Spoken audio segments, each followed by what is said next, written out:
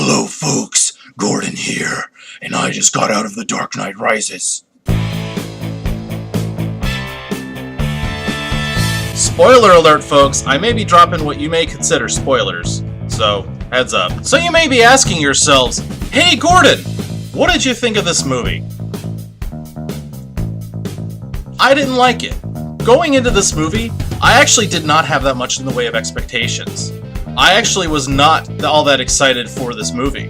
I actually didn't care. I saw the production pictures, I saw what Bane looked like. The actor is shorter than Christian Bale. I don't care how muscly he is. Bane needs to be way taller than Batman. That's a rule. He has to be at least a foot taller. There are plenty of actors taller than Christian Bale. There's professional wrestlers way taller than Christian Bale. Just get a wrestler. Throw the mask on him and overdub him. That's it. Just overdub him. And as it turns out in the movie, he's overdubbed the entire movie anyway. So there was no point in getting that actor to play Bane. Was this a good Batman movie? No, it wasn't. I did not think it was a good Batman movie for many reasons. For one of which, I wish Christian Bale would keep his frickin' mouth shut. Just so you know, he does do that awful growly voice again, and it still sucks and it's still hard to understand. Now it just sounds like he's whispering it. I'm not the hero that Gotham deserves. That's what he sounds like. Most given scenes, he's just this. Walking into screen, driving into a screen, any given scene.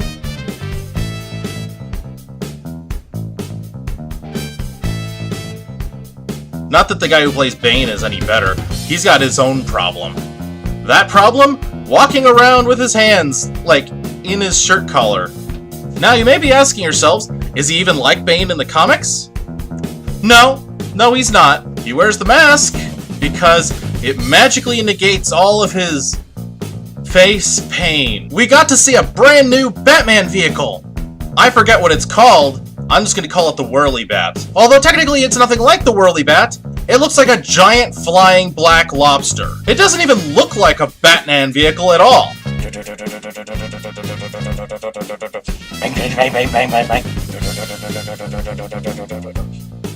While we all know that Batman dressed up as a bat to scare superstitious criminals, criminals are even more afraid of lobsters.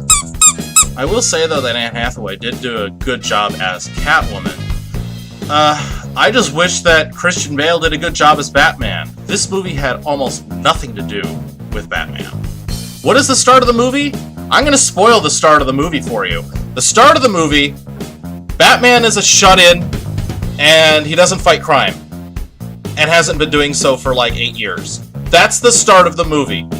Oh, sure, you could train for years and years of your life to fight criminals, design a super crime-stopping suit made of Kevlar and other various knife-stopping, gun-stopping kind of things. All these gadgets for climbing walls, vehicles. But no, end of the last movie, apparently, he's now a cripple, and he doesn't want to be Batman anymore. From now on, Christian Bale is emo Batman. Forget nipple Batman, now we've got emo Batman. The one thing that they got wrong, the one thing that you do not do in a Batman movie, apparently he's too emo to fight crime. This movie sucked. The runtime is ridiculous. I get into the movie at 9:45, I don't get out until like almost 1 in the morning. Too long!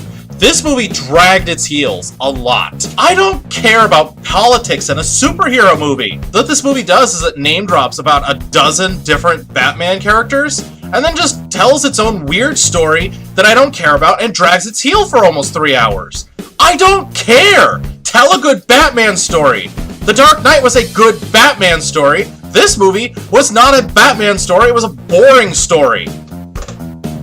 About the stock market and the 99%. I don't care. This is Gordon, and frankly, I didn't care for this. Rate and comment below. Subscribe, dagnabbit.